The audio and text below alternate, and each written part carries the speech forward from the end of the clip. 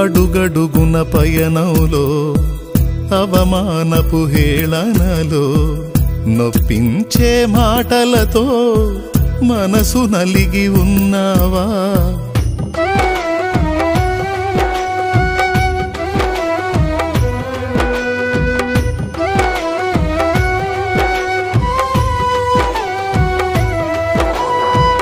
అడుగడుగున పయనంలో అవమానపు హేళనలో నొప్పించే మాటలతో మనసు నలిగి ఉన్నావా?